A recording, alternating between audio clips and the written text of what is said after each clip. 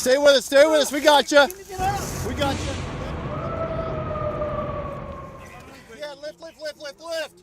When things go wrong, terribly wrong, we count on our first responders to get us through tough times. But what about them? What about their tough times and what happens when their job is to handle your issue, but they're struggling with their own? Experts are addressing the problem to ensure those caring for us get the care they need.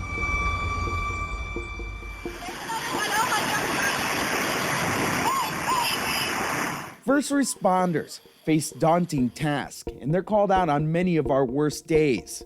When the dispatch dropped, it said, daycare center on fire, report of people trapped. Staffing issues, or whatever the reason may be, is forcing our first responders to answer more calls. How many were inside? 9 total. I pulled 2 out. All right. And the impact of calls like that may not be noticeable to you or me, but the cumulative effect does weigh heavily on the men and women wearing the uniform. And we saw that impact talking with Houston firefighters about a daycare where 4 children died after a stove was left on. It was chaos. The neighbors were all standing in the yard. He didn't say what happened.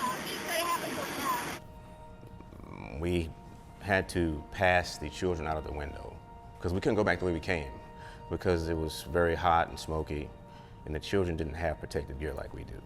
All the kids had to be resuscitated with the exception of 2. Every other kid that came out, myself and Cap Prigmore here, put our hands on. So we went to work, and like your mind, just like you're like kind of an out of body experience. I mean, we're trained to do it, but you rely on the training at that point. Like I knew what I needed to do to get what I needed to get done. But the human part, like I was crying. It was like I looked up and he was, doing CPR on one, and another guy was just like, it's like dropped me in the middle of the twilight zone. I was more upset that the kid that I had that couldn't save. So yeah, that's emotional. Then everything else that happened. So you have to have somebody to vent to. So if we call first responders during our worst moments, who do they call when they need the help? The last thing you want to do is lose them to burnout or to psychopathology that is part of the job. Witnessing this much stuff and, witnessing these types of events can be as bad as experiencing them in terms of mental health. And the cumulative effect is anxiety and depression. We sometimes call it post-traumatic stress disorder, could even be adjustment disorder, such that you have problems sleeping, you might avoid things you used to like to do, you might not be able to function as a spouse as well as you used to. Nationally, according to bluehelp.org, 8 first responders became victims of suicide since the beginning of this year, 2023. In 2022, 184 lives of law enforcement, dispatchers, firefighters and EMS, and correction officers were claimed by the illness. So how do you stop it? Well, the Houston Fire Department got funding for an in-house mental health specialist. For me, I had Dr. Buser on speed dial.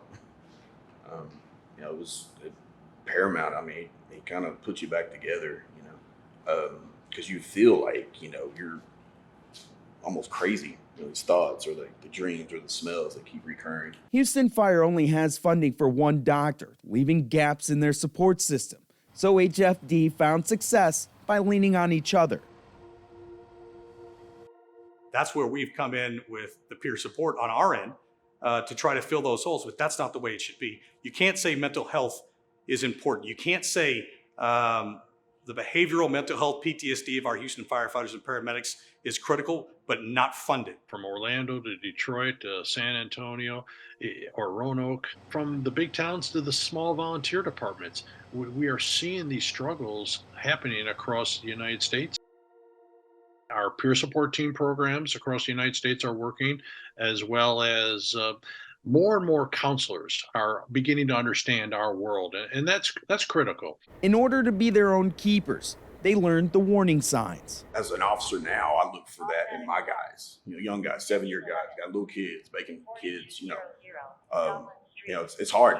It's for everybody, but once you've done it enough, you're able to see guys that are exhibiting those problematic symptoms. From previous suicides or depression things that have gone on with other guys in the department, they start off mostly by joking. And when you get to the point of they have an actual plan, then yeah, there's a problem. Because having a plan then lets you know they've walked this through. They've seen how it ends. Many people are afraid to ask that about, are you afraid to kill yourself or thinking about killing yourself? Because they think that will put that idea into their head. And out of the numerous people that I have interviewed, that was never the catalyst. They had more deep-seated issues than you asking them that question. Experts like Jeff Dill say peer support programs are working by lowering the number of first responder death by suicides. He says education, overcoming the stigma, and getting more resources for mental health specialists is needed. So what can you do if your loved one may be experiencing something like this? People need to know that there are treatments that work. We won't make it better. We won't take the memories away, but we'll take the memories from feeling overwhelming to feeling bad. Bad things aren't going to make you feel good. We admit that, but we can take it and make it so that it doesn't ruin your day every day. Peer support is a key way to track the mental health of our first responders and help treat the problem. If you or a loved one needs help outside your agency or department, reach out to one of these resources. Solutionaries needs you to be part of the conversation. Your comments below will help us tackle new topics and track down solutions. And don't forget to subscribe.